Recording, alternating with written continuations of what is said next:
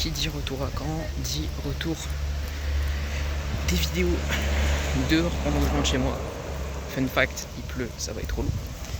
Et je voudrais juste débriefer un petit peu le match Lotz PSG. Alors, on est parti. Donc d'abord, le match a eu lieu ce week-end, dimanche 21h à Pierre-Mauroy pour le compte de la 3e journée de la Ligue 1. Je suis en train de prendre une douche sans nom. Pour ce match, il fallait parler aussi des absences marquantes dans le 11 titulaire de David ou encore de Meunier, qui étaient tous les deux suspendus parce qu'ils n'avaient pas participé au petit repas collectif avant le match face à Paris. Il y avait aussi Cabella qui était puni. Pour ce match, le LOSC a pas trop mal joué d'égal à égal avec le Paris Saint-Germain. Même si au final le Paris Saint-Germain gagne 3-1, je pense qu'une égalité entre le LOSC et le PSG n'aurait pas franchement été volée en fait d'une certaine manière. On peut citer du coup les buts de Barcola, Vitinha et Colomani côté parisien et de Edon Zegrova côté lillois. Notez d'ailleurs que je ferai une vidéo sur ce joueur parce qu'il fait un début de saison tonitruant. Dans l'ensemble, le LOSC a vraiment bien joué, j'ai pas vraiment de flop côté lillois. Et côté parisien, je vois pas non plus beaucoup, à part la limite l'entrée de Fabien Ruiz, qui n'a pas été exceptionnelle. Même l'entrée de Colomani était bonne. Si je devais donner des notes aux Lillois, je donnerais sûrement 6 à Lucas Chevalier. Parce que certes, il se prend 3 buts, mais il a été assez bon dans l'ensemble du match. Pour Mandy, je lui donne 5. Pour Diakité, je lui donne aussi 5. Et pour Alexandro, je lui donne 4.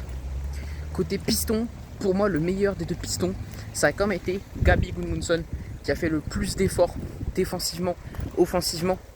Pourtant, il était peu servi, mais il a fait énormément d'efforts.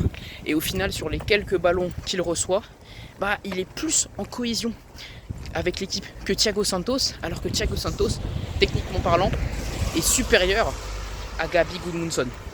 Je donnerai 7 à Gabi Gudmundsson et 6,5 à Thiago Santos. Au niveau des milieux de terrain, Angel Gomez et Benjamin André, je donnerai 6 à Benjamin André et 5,5 à Angel Gomez, qu'on n'a pas vu énormément. Au niveau de l'attaque, je donnerai 5 à Haralson, je donnerai 5 à Bayo et 8,5 à Edon Zegrova. Pour les entrants, Rémi Cabella a fait une entrée satisfaisante, pas exceptionnelle, mais satisfaisante, tout comme Sarawi et David. D'ailleurs, tous les entrants ont été plutôt corrects. Que côté PSG, encore une fois, on peut noter l'entrée un peu moyenne de Fabien Ruiz, bien loin de ses matchs à l'Euro. Au final, le LOSC perd, mais rassure les fans en termes de jeu offensif produit. Le seul bémol, c'est le jeu défensif. Alexandro par exemple qui se fait avoir trop facilement, même si Dembélé avait tiré et qu'Alexandro avait contré cette frappe, on aurait tous crié au génie. Je trouve vraiment qu'Haralson a fait un match plutôt moyen, on attendait plus de lui et au final Sarawi a vraiment été plus intéressant alors qu'il n'a pas forcément touché énormément de ballons. Et à ceux qui critiquaient Zegrova, en 5 matchs c'est quand même 4 buts. Il n'y en a pas beaucoup qui font un début de saison aussi tonitruant qu'Edon Zegrova et on ne peut que le féliciter. Et moi honnêtement Bayo, à part sur la fin avant sa sortie en deuxième période, j'ai trouvé plutôt cohérent Bayo, assez bon en tant que point d'appui, ce qu'on lui demande. Donc au final c'est quand même pas trop dégueu ce qu'a proposé Bayo. Pour moi, les joueurs qui m'ont vraiment impressionné côté Lillois et côté PSG, c'est bien évidemment Barcola, Vitinha et Dembélé. On peut aussi noter un bon match de Pacho qui a franchement été solide. Et côté Lillois, bien évidemment Edon Zegrova, Gabriel Gudmundsson, Thiago Santos et Mandy. Je l'ai trouvé plutôt correct, Mandy, mine de rien. Je l'ai beaucoup critiqué à son arrivée, mais en réalité, dans la relance, il est pas dégueu. Il rassure dans la relance. Dès qu'il veut faire une relance longue, il est propre. Pas grand chose à dire en vrai de négatif sur Mandy. Juste, il a quelques errances encore défensivement. Parce que il n'a plus l'habitude de la Ligue 1. Parce que dans mes souvenirs, il a déjà joué en Ligue 1, Mandy. Je peux peut-être me tromper. Je n'ai pas vérifié avant la vidéo, je vous avoue. Et puis sinon, on sait que dans tous les cas, il n'a pas l'expérience récente de la Ligue 1 au minima. Je pense quand même s'ils étaient punis, que Thomas Meunier et Jonathan David auraient quand même pu faire beaucoup de bien au LOSC.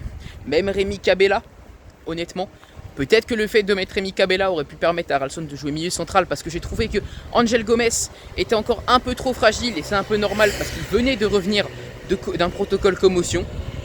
Donc on verra bien ce que donne la suite de la saison côté lillois. C'est quand même un début de saison très satisfaisant et très prometteur. Et côté parisien, je vous souhaite tout le meilleur en Ligue des Champions.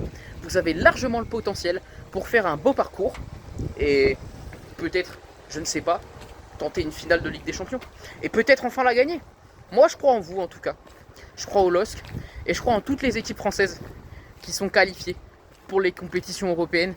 Bonne chance à toutes les équipes françaises et bonne saison aux Parisiens ainsi qu'à mes Lillois. Ciao l'équipe. C'est enfin le retour des vidéos foot et ça c'est pas mal, surtout dans ce style là. J'espère que ça vous avait manqué.